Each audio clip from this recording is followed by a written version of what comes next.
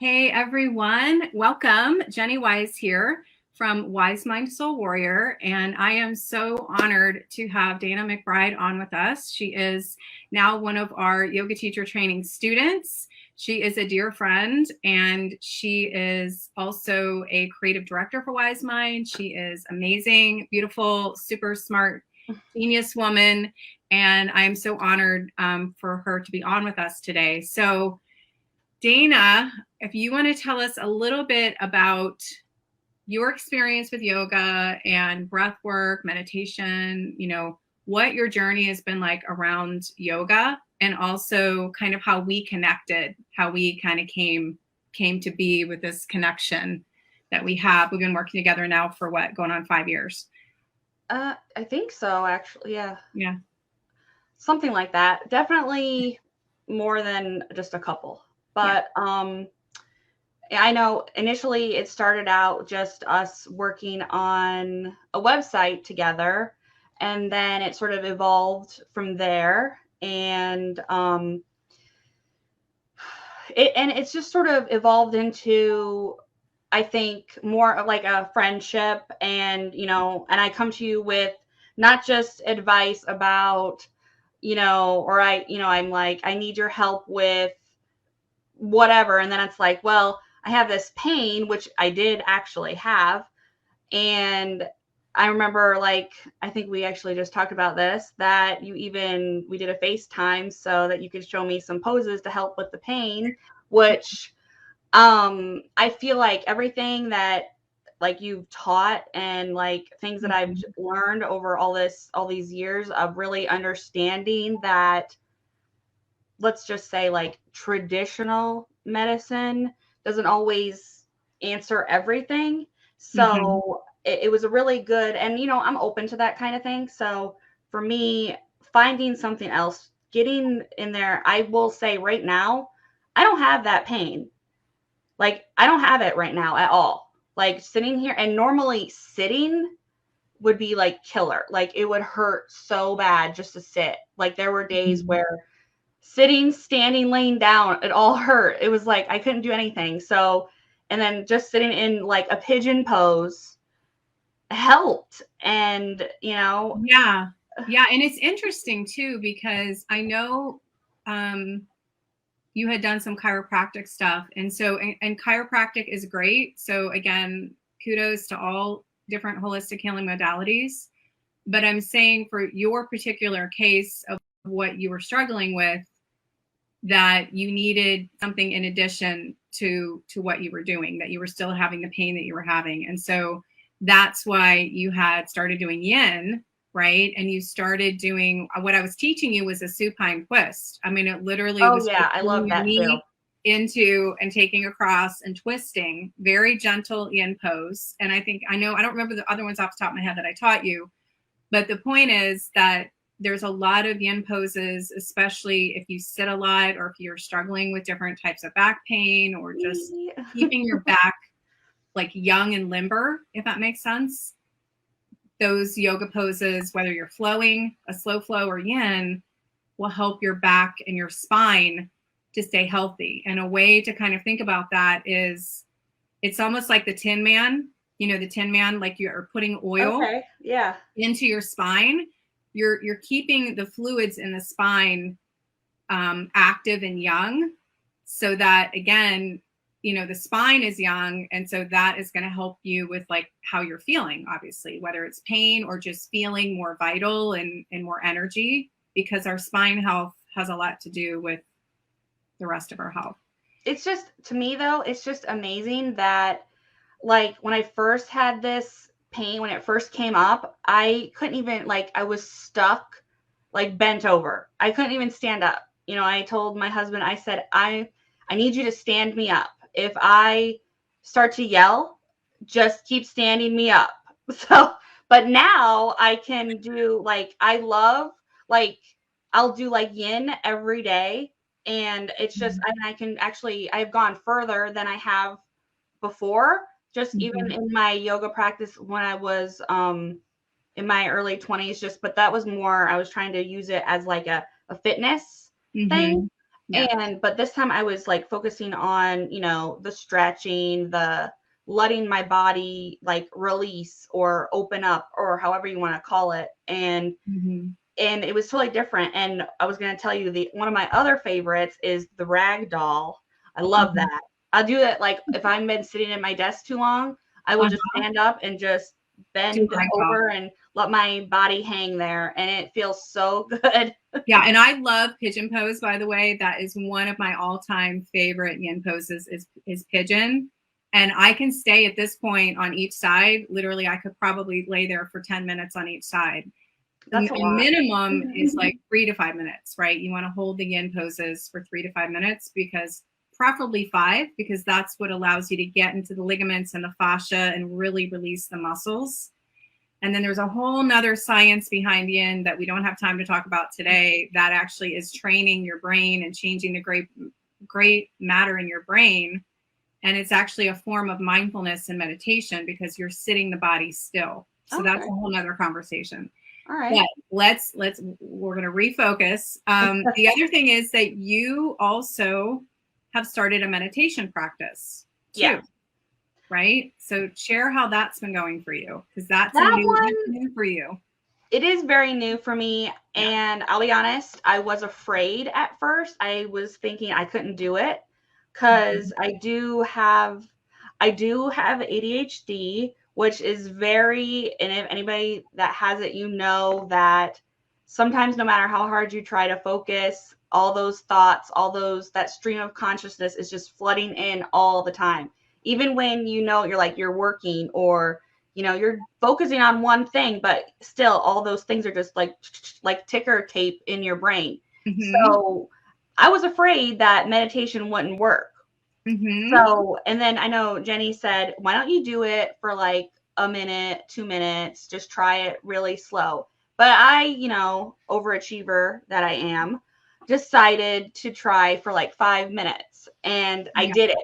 And I had those thoughts, those intruding thoughts every once in a while, but then, you know, you just follow the guidance, and it, you know, Jennie would say, you know, come back to your breath, you know, or like let the thoughts just fall away. And so it's all about, you know, coming back to your breath. And actually I did one right before this because I got a little anxious and nervous. And so I just did like a short 4-minute thing with some deep breathing and then like the long exhale. So I just did that for a little bit, and it really calmed me down and I feel a lot better. So, but that I am still working on getting into a more of a steady routine, because I know it will help me. Because there have been days where I've had like a meltdown, and just stepping away from work, stepping away from everything, just to sit. And sometimes like I do just in the dark even, and just sit in there with my eyes shut, just in a nice quiet place, and then just breathe. And it helps me like refocus. And then when I'm done, even if it's like 3 minutes, I'll feel so much more energized and revived and just better. And almost like when you first wake up and you're like ready to start the day. So that's sort of like, that's how I kind of feel after I do like a power meditation, is what I'm going to call it. I love it. I love it. I love to hear that. So tell us a little bit. So you mentioned the overachiever, right? So that's one of the samskara patterns that you've been working on. And you and I have been working different yoga psychology consultations and coaching and different things over the years. And we're going to go deeper into that journey in yoga teacher training. But share, you know, whether it's overachiever, perfectionism, loud inner critic voice, imposter syndrome, you know, what are some of the samskara patterns that you've been working on and you've identified, and you know, that's kind of started the transformation and healing process for you? Well, definitely one of the biggest ones, well, they're kind of like tied. So the inner critic is one of my big ones, because it always comes back to, for me, and I'm sure I'm not the only one, where it always comes back to, gosh, Dana, you never do enough, or, you didn't get that done, or, you shouldn't have let this distract you, or let this get in the way, or it's those things. But what I've been doing to combat that is I have my little my journal, and every day I write a little encouraging note to myself. It's just like a sentence. Like I'll write, like I can tell you. So like I wrote, so much to do, take a moment and appreciate the good things and those you love. Just give myself a moment to say, just to give myself, like, how speak kindly to myself too. And I try not to use the negative words, or things like that, because I know I can go down that rabbit hole fast. And same thing with like perfectionism, because it all is like especially when I'm working on stuff it's actually mostly when I work for stuff for like my job or clients or whatever, that I'm like, wait, it's not done yet. Wait, it's not. And I'm just like always fussing. And everybody else is like, it's fine, it's fine, it's fine. I'm like, but it's not perfect. So that one's a little harder. I'm still working on that one. And I have to realize that, nothing is perfect. I have to I don't want to say lower my standards, but lower my expectations. Yes, exactly. Well, I call it an expectation hangover. Okay. That you can put so many expectations on yourself, and then you create that stress from putting all those expectations on yourself. So that's what perfectionism is, right? That perfectionism is an illusion. It's not even a real thing, because there is no perfect. It's like it's an unattainable thing that we chase after when we have perfectionism as a pattern. So again, I'm raising my hand because I'm a recovering perfectionist, and I will be working on that for the rest of my life, right? So, and I know you will too. So it's just one of those things of like, every time we notice that thought is coming and every time we redirect it, it becomes easier and easier to not beat ourselves up about. I will say that is true for me. Once I catch myself being a little much, I step back and I sort of like reevaluate the situation. I'm like, is the client happy? But you know what's weird? I don't do that with my stuff. Like I do not, if I'm doing like a project around the house, I'm like, oh, it's fine. If it's not perfect, you know what I mean? I'm like, oh, that table setting, I don't like it, but it's fine. Just leave it for now.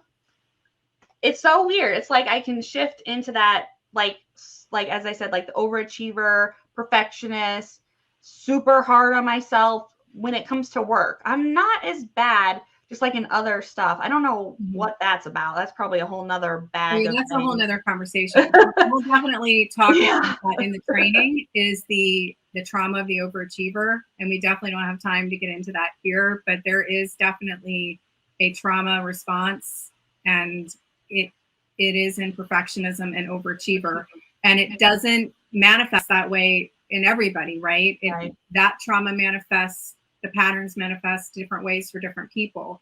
But for you and I, it manifested, one of the ways it did was overachiever and perfectionism. So I'm super proud of you, because I can see a difference in like you starting to be more, like you said, more gentle with yourself and using mindful self-compassion. And one of my favorite sayings, and you've probably heard me say this, is imperfect action is better than perfect procrastination. And I've had to learn that. Like I've had to live that, because I can tell you, when I owned the studio 5 years ago, I was still very much in my perfectionism, and I ran into a lot of procrastinating because it was not perfect, instead of actually taking that imperfect aligned action and getting something done. And did that mean that it was, quote, perfect, or that I didn't improve it later on? No, but it was a starting point for me, right? It made me do the action. It made me do the thing, right? It's kind of like, on a quick sidebar, like I started with teaching the mindfulness and meditation and yoga psychology in the 6 to 8 groups that we did, that you and I put together, that you helped me with the pages for that stuff. It was like an 8-week program, right? Or the free yoga, psychology, and stress and mindfulness meditation workshops I used to do at the studio, right? That was a starting point for me that I'm now teaching in this larger program, and I'm now teaching on these online master classes. But that was my starting point, right? I had to start somewhere. And so now I've been working with other yoga teachers, coaching them that are in that process of creating a 4 to 8 week program of where I was 5 years ago. So again, everything is like, you know, baby steps, and just being patient with yourself that everything will come as you're ready, and not always feeling like you have to be, you know, that's the hard part. Yeah, you are where you are right now for a reason. And when you're ready, these other things will fall into place when the timing is right, versus like trying to hustle for those things, right? Going more in the flow versus hustle. Okay. Because like, it's like the thing that actually I have I have a mirror that has like a dry erase. And one of my favorite things, it's just like sort of like affirmations, just some nice things. And you know, what's actually really cute. This is like a side note that people, cause it used to hang in like my, like the bathroom that people would like come to, like who came to my house. Mm-hmm. And so they would write notes to me, and some of them are so cute. Sweet. But my favorite thing is, just because things don't seem to be going according to plan doesn't mean you're not on the right path. And that I came up with that, and I was like, yeah, that was so profound to come out of me. And and I was like, I gotta write that down. And I love looking at it, because those moments when I get frustrated, or I'm feeling discouraged, or I'm feeling like I'm not where I want to be, I take a minute and I think about that, and I'm like, and I kind of do like a mini recap, rewind, and I'm like, look at what you have done. Look at how much you've grown. Look at things that maybe you're not exactly where you saw yourself, but that's okay. And that's sort of what the whole thing about life and growing and improving is all about, right? Right. Tell me again what the affirmation was. You said something down the right path. Oh, I said, sorry. I said, just because things aren't going to plan doesn't mean you're not on the right path. So I like that. That's just, like I said, something I think about to myself, and it helps me. Because like I said, like so many people get stuck, and I know I could be like a type A, and I think you can be too, where you have this set schedule of things, and then when something gets thrown out of whack, sometimes there's that moment where you're like, oh my gosh, what are we gonna do? And then you have like, that's where you either have that mini freak out, or you take a minute, you take a pause, and sort of. Because I can tell you, like, again, I feel like that's what I call like the soul CEO, like the CEO mindset is like, I am much, much, much better at being able to take a pause and to be able to have flexibility and going with the flow. And every year that goes by, even every month that goes by, that gets better and better and better for me to be able to step back and not get so, you know, overwhelmed if something happens that we weren't expecting. And that's a muscle and a way you can train yourself and your brain through meditation and breath work to be able to become better and better and better at being able to pause and have that stress and emotional resilience. And you will see that on a daily basis in your life as you step off the mat or you step off your meditation pillow. You will notice these little nuances of how you respond to things differently.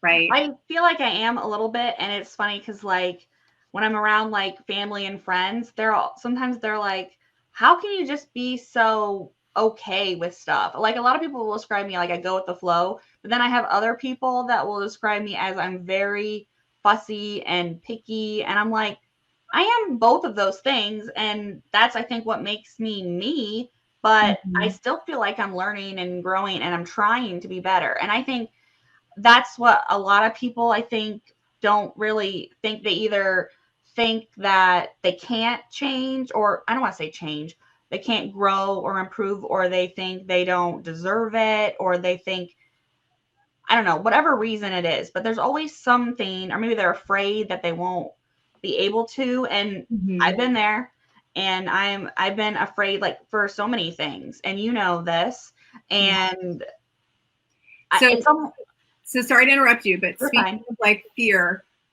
let's talk a minute about the Asheville retreat. Let's talk about the family or the fire transformation, one of the things that you released at the retreat, what that was like, some of some scar patterns. Let's talk a minute about the Asheville From Institute retreat. The location was amazing. I loved, like, we were just like nestled in the mountains, and it was really cool, and it was a really great experience. And I've never done anything like that, like an overnight retreat. My favorite things about the retreat was being with this group of women that they all had, it was like we could all relate. We were all different ages, different stages in life, but a lot of the issues were the same. And what was really cool was for me, because a lot of them, I think almost all of them were moms, right? And they all had like a similar fear or, like I said, issue or something that was bothering them. And it was like, wow. And then I kept thinking, like, since I'm not a mom, but some of my fears about being a mom, those were some of my fears that I haven't even experienced yet. And then just knowing that we were like bonded in this way, it was really cool. And I really liked that. And the other part I liked was the fire transformation. And that was something, again, I've never done before. And I mean, I've done some burning bowl ceremonies with you, but this was totally different. It was bigger, and it was just, I don't know how to explain it, but like it was like freeing, and it's like it opened my soul. I don't know, like it, and sharing, Jennie had us write a letter to whoever, like ourselves, to a person. And I wrote it to me, and just another side of me, what I called Fearful Dana, because I am afraid of a lot of things, and I needed to, and I dwell on those things, and I feel like I don't want to dwell on those things. I don't want to go through life being afraid of some of these big things. I don't want to go into all that, but it was nice to share that, and again, to build that bond with those other women, and then just like set it free and release it, and just like release it into the ether, just let it go.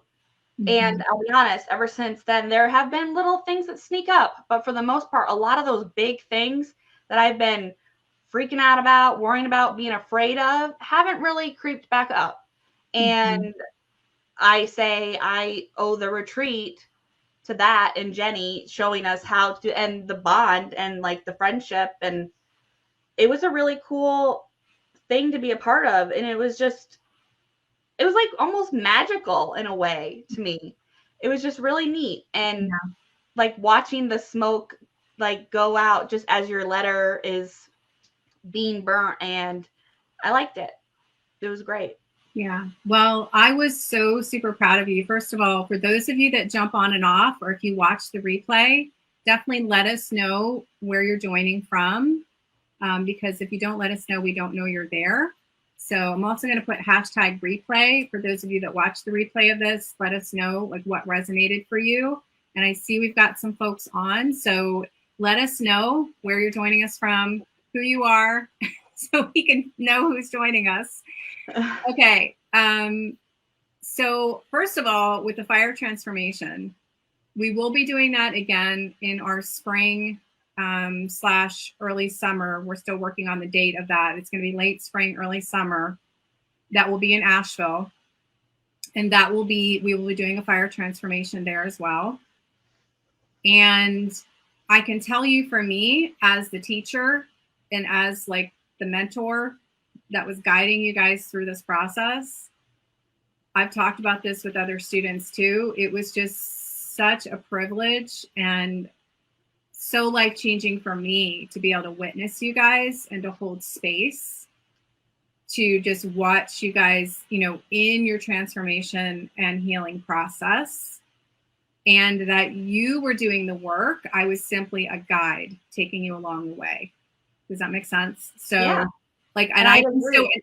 I still like get goosebumps just like thinking about it, because I remember you like standing there with your letter and being like, fearful Dana, you know, and like starting it and like, I was so nervous, and yeah, but you were claiming it, right? You have to name it to claim it. You have to feel it to heal it. And you were claiming it and you were releasing it, right? You were letting it go. And so that is part of the heal, detox, transform process, is you have to let it go. You have to release the things that aren't serving you so that you can fully be able to heal. Does that make sense? It does. Yeah. I can see that now. Like, if you asked me that, like told me that 10 years ago, I'd be like, whatever, that doesn't work, you know, stuff like that. I'd be one of those people, one of those negative people about it. But, you know, I will say, after trying like talk therapy, counseling, just medications, all kinds of other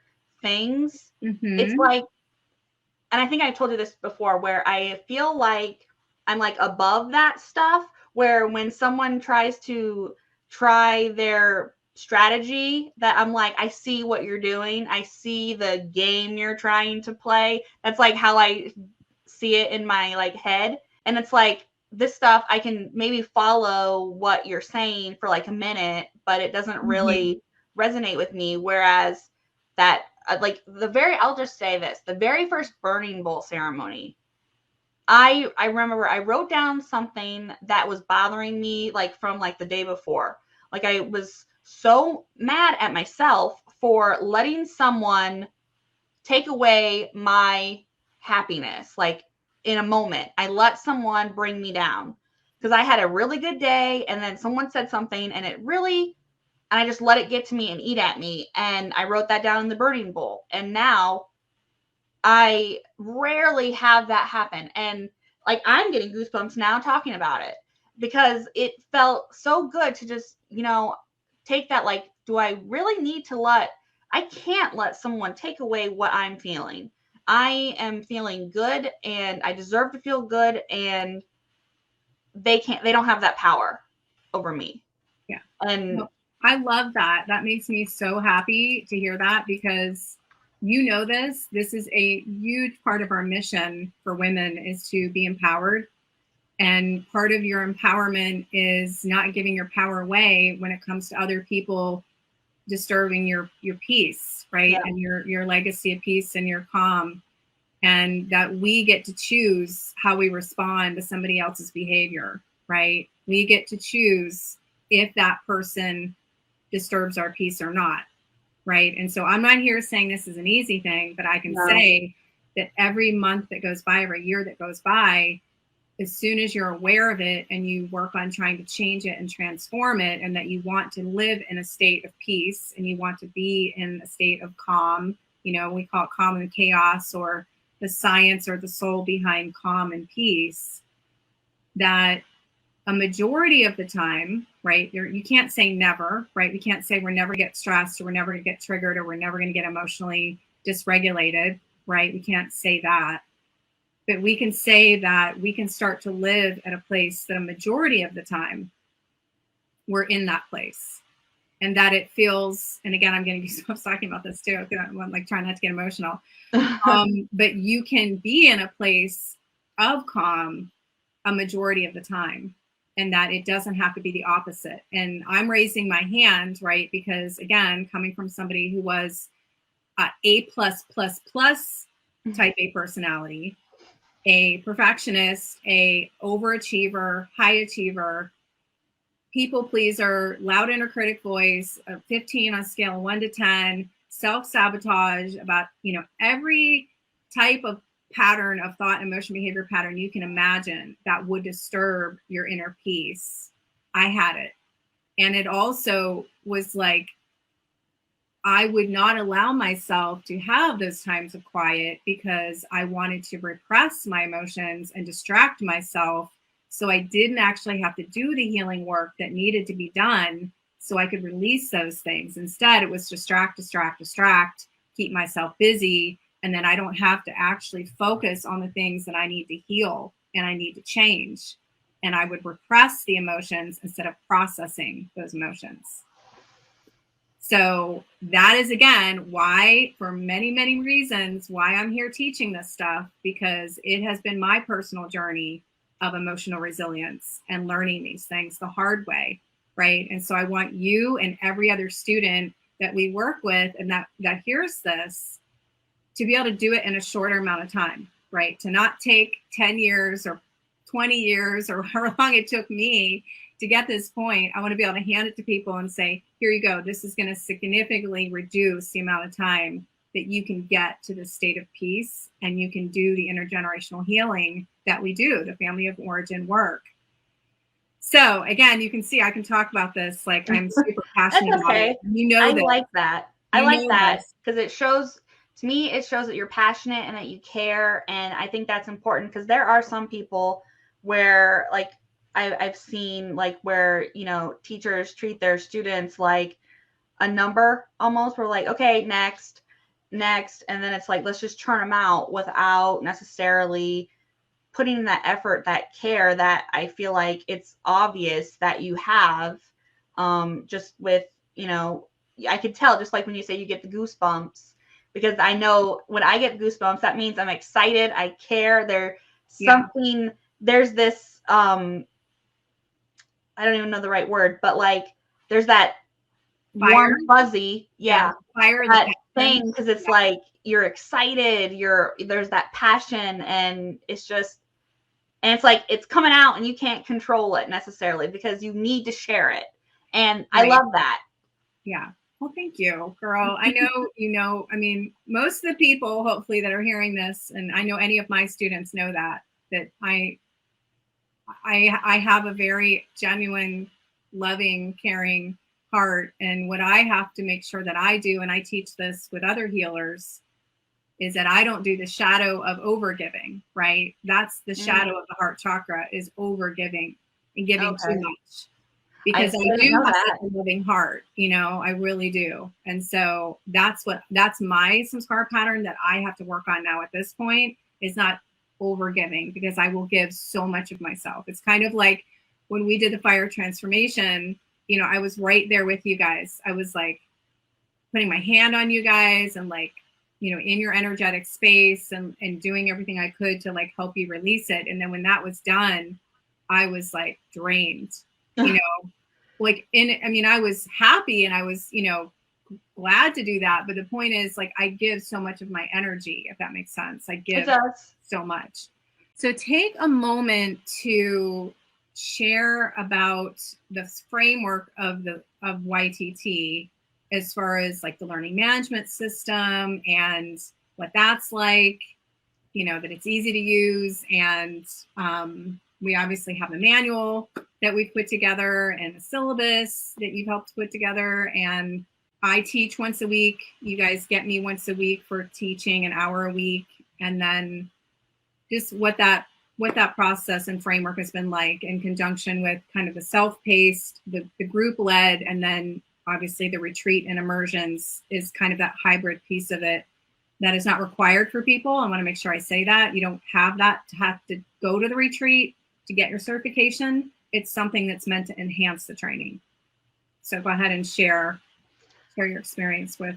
Well, I am partial to the format and framework of the LMS, because I know Jen and I worked together on this. We had it set up initially one way and decided it wasn't, you know, based on feedback from other students, and it just wasn't as user-friendly. So, but I'm hoping, and I feel like it's a lot more user-friendly, a lot more organized. And I like that within, there's 6 modules.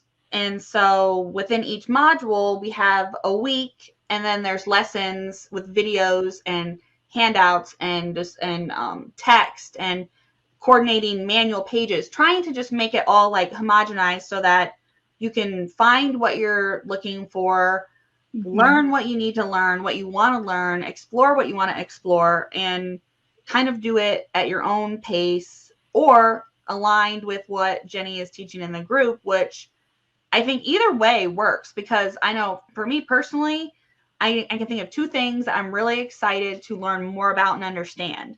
One, the chakras. I am really curious about how they fit in, how to unblock them, what being blocked feels like, and like what are the tools or the representatives or things that help open or assist in opening those chakras. Because like I know you have like oils and stones and songs and things all in there, or mantras in there to explain it. And I have a suspicion that there are some blocked things going on in here.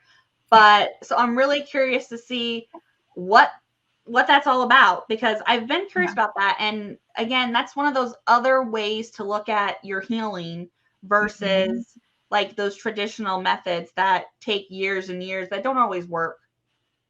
Yeah, no, I am excited as you get more into the chakras as well, because definitely it's going to be eye-opening for you as far as like the psychology of the chakras, but also just understanding like from an energetic perspective that there is an actual science behind the chakras, and that, you know, emotion is energy in motion, and that our emotions, you know, do have frequencies to them, and it has been scientifically proven.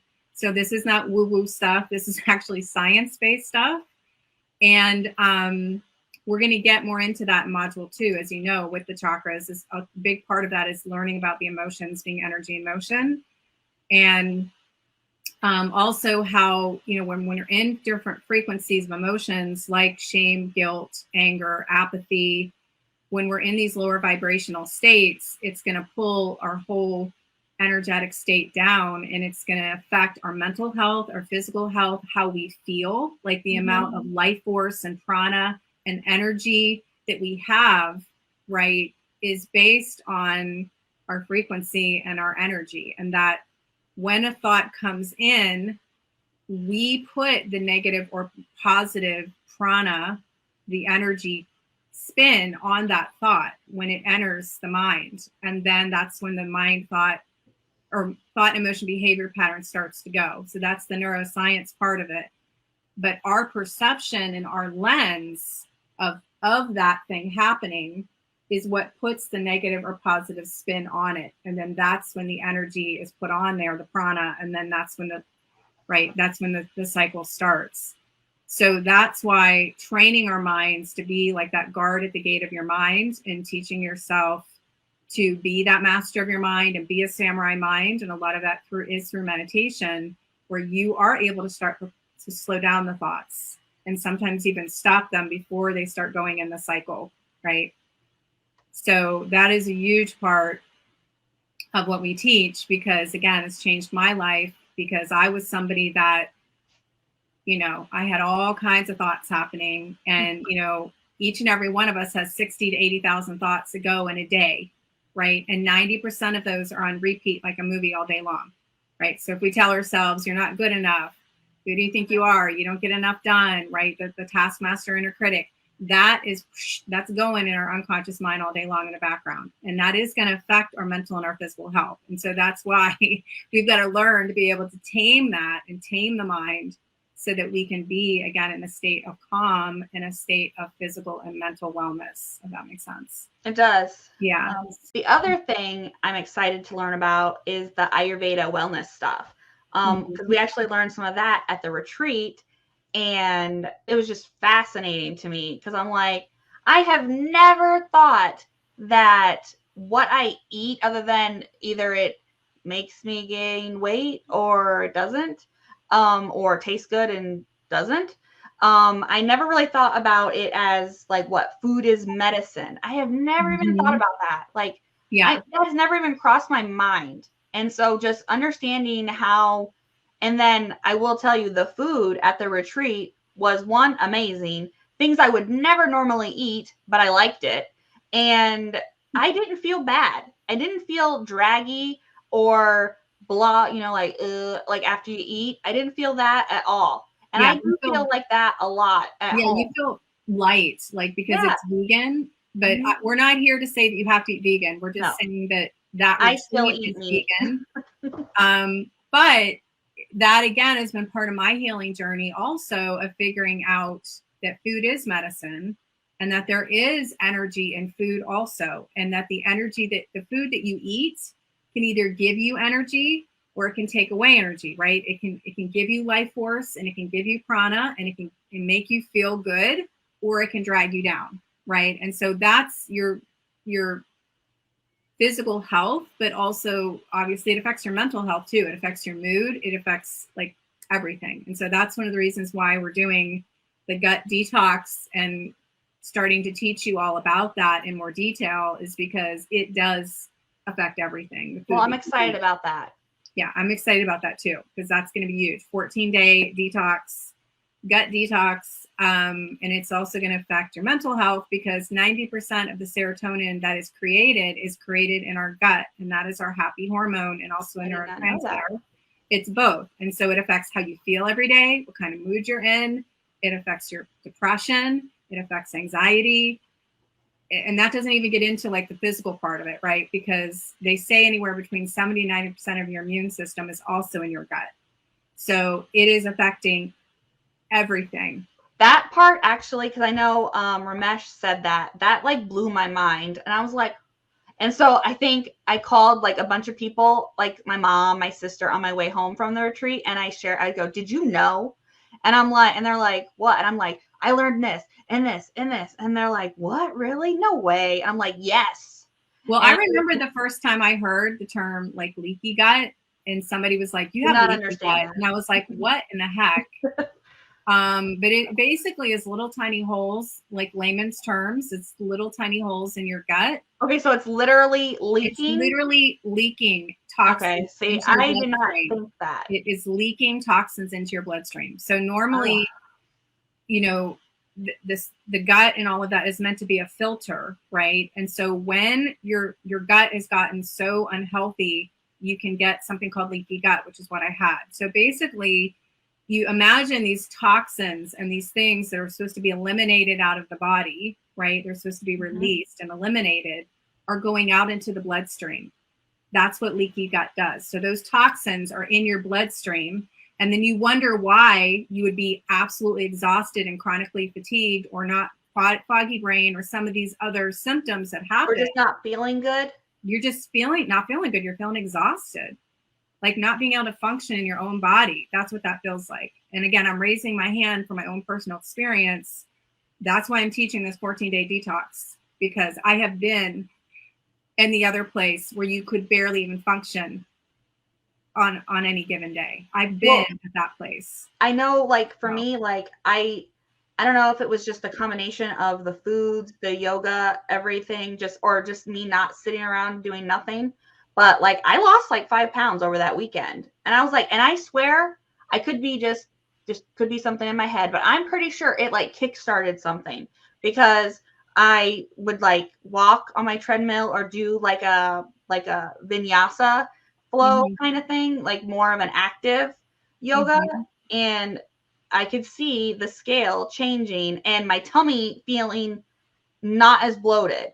And I was like, But then, of course, I go back to my normal routine, but I am trying to incorporate some of those teachings, and I'm definitely doing like more organic, and I'm just trying to, I have learned that you can't just jump right into it, because especially like when you live with like, you know, family, whatever, you can't just be like, okay, family, we're going to start eating vegan and we're going to start doing all this stuff and no more candy, no more chips, no more whatever. And everybody's like, what?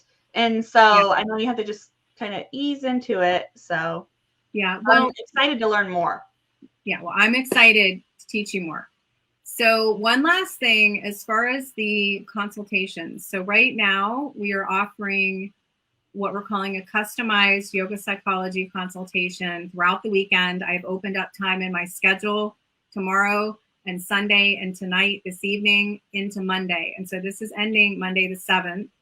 So if you're feeling called to talk to me about Wise Mind Soul Warrior, or if you are wanting to learn more about what we do with other students, that's what this consultation is about. So you're basically going to get like a customized discussion with me, where you're going to tell me, you know, what you're struggling with, what challenges you're dealing with, whether that's relationships, depression, anxiety, stress, burnout, whatever it is, chronic fatigue, whatever. And then we're going to talk about what are the first few things that you really want to focus on healing, and where are you in your healing journey and in your transformation, and where do you see yourself 6, 12 months from now? Where do you want to go? And based on the different options that we have, as far as yoga teacher training or self-based options, based on the level of where you're ready to energetically and time and financially put in, I will make a recommendation on here's what we would recommend. And if it's somebody who's ready to step into teacher training and they're excited and they're ready for change and they're in that place where they're ready, because that's another reason why we meet with people, is to see where are you on your journey right now? Have you done other things? Have you done talk therapy? Have you done these other things?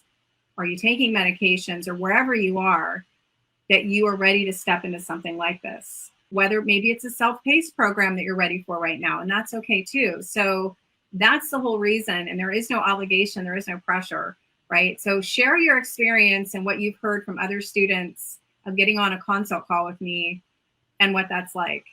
Well, I was going to say, or if you feel like those other things weren't working for you, or they're not working for you currently, or just if you feel like there has to be something different, something better, another way to look at things, that's definitely, I think, what WiseMind is for. It opens your eyes in a different way. And I like that. But as far as a consultation, I know we have done some, and for me, it's, you are definitely receptive. It's like, you're like, tell me what's going on.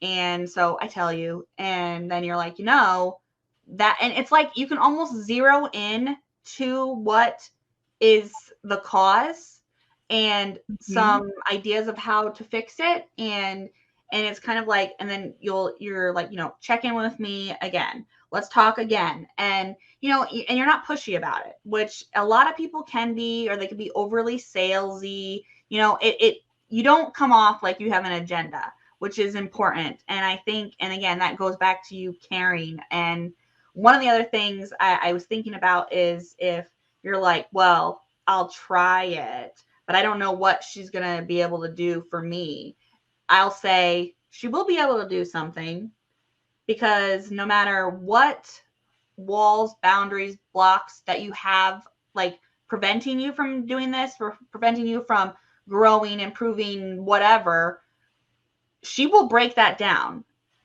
She'll help you get in there, break it down, and the emotion, the freedom, the relief and release, it will be huge.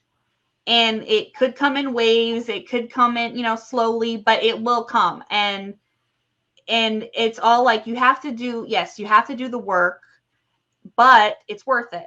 And Jennie will help you, like, she'll guide you. She's going to be your guide, and it's good to have someone on your side like that. And I can tell from not just our talks, but from other talks, that you have like this capacity for understanding for a multitude of different triggers, issues, just whatever people are going through.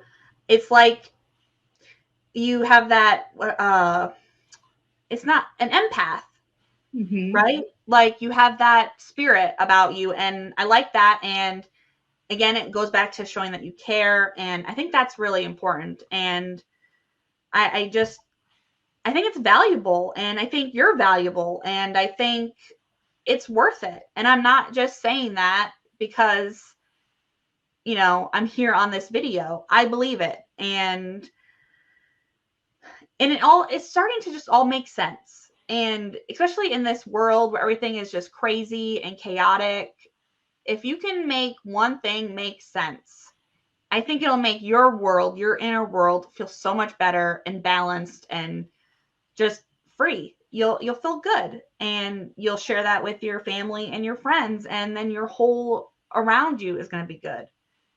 I just think it's worth it. And it's always a good experience. Well, thank you for saying that. It's true. So funny because our Archana said this too. She goes, well, no matter what you do, believe me, that'll be worth your 30 minutes that you have a conversation with Jennie, because no matter what ends up happening, she gives you 100% of her attention, her time. And that's what I'm saying. It is a customized consultation. Like, I am giving out of karma, out of generosity. No matter what you do, I'm giving my time and my energy, and I'm being there, and I'm holding space for that person. And it's not like you're reading from a script or a textbook. It is from you, your experience, and it's real. And I think that is what makes it different and important. And like I do agree. The 30 minutes, take 30 minutes. What would you be doing? Take the 30 minutes, talk to her. If it's not a good fit, it's not a good fit. But if it is. And we normally would charge $150 for this, right? So that's a whole nother thing. Like, I'm offering this for free, right? I'm offering my time for free, right? So that's a whole nother thing. So just take that into account, that I don't usually carve out my time like this the way I am, but I'm carving out the whole weekend and this evening and into Monday to be able to meet with people. So I'm here in support and in generosity of however I can support students, and however that aligns for you right now. Because again, I'm not here to try to talk anybody into anything. I am here. You just want to help. I just want to help. Yeah. I mean, it's like, people have to be ready to do the work, right? I'm simply a guide. I'm taking them through the inner work. And I feel like ready we need that now. Like, we need more people that are wanting to help and just be there for each other. And I think that's just what the whole world needs right now. And if you need it, and like, I feel like just schedule an appointment. It's, just do it. It's worth it in the end. Well, it is. I mean, again, I can say that with all sincerity, that when I am on those calls, I am 100% present with that person. And I'm giving, again, all my time and my focus 100%. And I'm listening, and I'm, again, doing an intuitive, customized consultation with that person. And there, like you said, there is no script. There is no anything. It's just like, here's a framework. Here's what we need. Here's what I need to know. Here's what, if you feel comfortable sharing, which most people do, they'll share what's happening, and then we'll see if it aligns, right? Like, usually we do. Most of the time when I get on with somebody, we align because usually there's some kind of connection there. There's a reason why they have found me, right? And that we ended up on a consultation, right? Yep, and everything happens for a reason. So yeah, so I'm going to put the link in the comments here. So you can book a 30-minute consultation. I'm going to say, let's see, what's today? So February 4th, this evening through the weekend up to February 7th. So there's the link. Again, you can do wisemindsoulwarrior.com/book or the calendly.com/WiseMind Yoga. So, so Dana, one last thing, and then we're going to have to jump off here. So if somebody, again, any last recommendations, if somebody is saying, okay, I'm really thinking about doing yoga teacher training. I could be a corporate person. I could be a student. I could be an entrepreneur. You don't have to be a yoga teacher to go through this journey. You could really be wanting to get deeper into your healing or personal development. What would you tell that person that's thinking about getting on a call with me or considering exploring yoga teacher training with us, but they're like, well, I don't know if I want to teach yoga. What would you tell that person?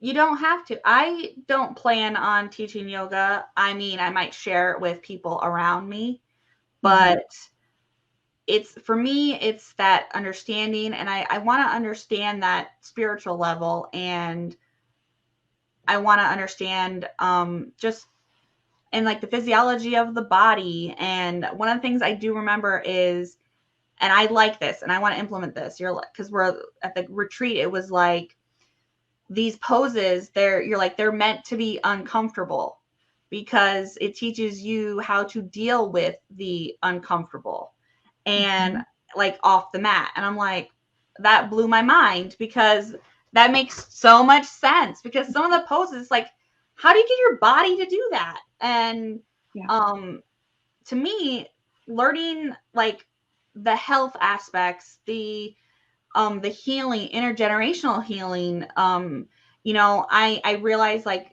well, I kind of passed along to like my parents, and you know, everybody's family has something, and I feel like if I can't, you know, and I don't have kids, but I can share it with them and hopefully help with whatever maybe they're struggling with. And I just feel like it's a good way of something to share, or like you keep it to yourself, but you're going to end up sharing it in some way.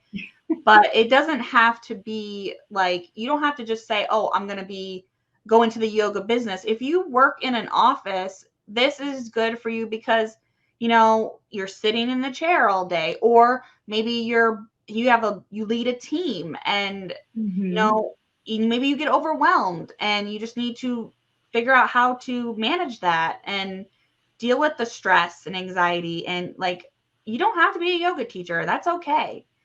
You can be, you know, whatever you are and whatever you want to be. I feel like you're going to learn a lot no matter what you decide to do with it. And there'll be things that resonate with you, again, no matter what you decide to do. And things that will help you, and little tips and tricks that you're going to carry with you forever. And that's what makes it valuable to me. Yeah. And you're definitely learning, like you said, life skills. Like yoga is a tool for healing, a tool for transformation, and it's life skills. And it's really about you taking those skills off the mat. And what you just said about learning to be comfortable in the discomfort, right? You train yourself to be comfortable in the discomfort so that when the waves come, which always do, this is a yoga term, you know, the waves are happening just like an ocean. Like the waves of life are going to continue to come, but we can learn to ride the wave like this, right? So the little waves of emotion versus this, right? We're no longer doing tidal waves. We're little tiny waves, and we get to stay in that place a majority of the time. And that's what I'm talking about with the legacy of peace and being calm in the chaos. Yep. And I've been teaching this stuff now for over 5 years, probably going on 6 years. And this was relevant before COVID happened, but it is certainly relevant during the pandemic. Yeah. So, but with that, I am going to jump off. And I want to tell you, thank you so much, like so much gratitude for you taking the time and the energy to get yourself here, to share your experience, to share your truth, to share your experience with me personally, and also for stepping out of your comfort zone to be on here with me to do this interview. So thank you so much. Thanks for having me. And I know we will be doing this again, because I know we have other stuff that we're going to share, which we don't have time to do right now since I have to jump off, but we will be talking more about the inner circle and some of the other things that I think at this point it makes sense to probably set up another one that we can get on like this and we can talk more about that. Okay. All right, girl. Well, I am sending you so much love, light, and blessing. Thank you so much. And I will talk to you soon. Everybody else, I hope you have a beautiful rest of your day. All right. Take care. Bye. Bye.